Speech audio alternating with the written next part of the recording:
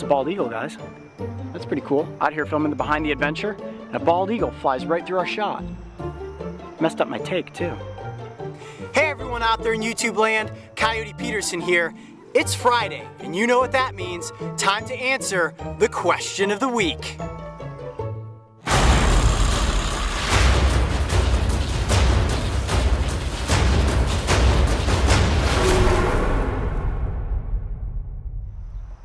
We had some great questions this past week, guys, and one that really stood out to me came in on the Western Diamondback Rattlesnake episode. You know, old Two Fang. And it comes in from Ty331. Now, Ty asks, I remember reading about pit vipers biting through their lower jaw and tagging people's fingers. Any info on whether or not rattlers can do that?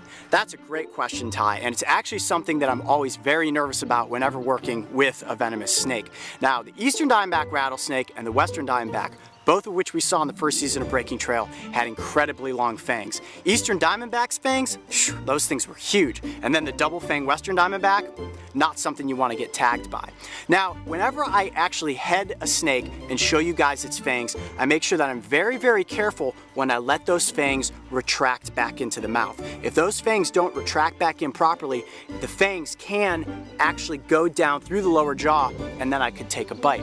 Now, I have read about species like the Gaboon viper and the Fer-de-lance, which have some of the longest fangs out of any pit viper species, oftentimes tagging people when they're trying to milk snakes. So, you know, that's when you hold a cup, put the snake up next to it, and it bites down and you milk out the venom. A lot of times when the snake pops up then off of the cup, the fangs can slip down through the jaw and into somebody's finger. Ty, that was a great question, and while we're on the subject of venomous snakes, I have to mention the stuff that you guys see me doing on Breaking Trail.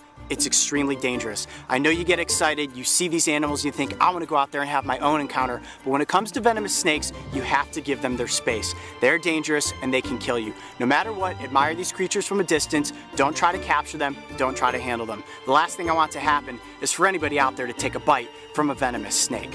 All these questions have been great, guys. Friday's becoming my new favorite day. Keep writing in, and I'm going to keep answering your questions from the field. I'm Coyote Peterson. Be brave. Stay wild. We'll see you on the next adventure. Oh, wait, but before I go, I forgot to mention, Andres Garza, the 5th, those goggles, buddy, super cool. I hope you never take them off. If you want to see that awesome double-fanged rattlesnake, make sure to click the link to continue watching. And there you go. Now you got those fangs out in the open. You come across this guy in the Sonoran Desert, you step back and give it respect. Does he have double fangs? Holy cow, he does.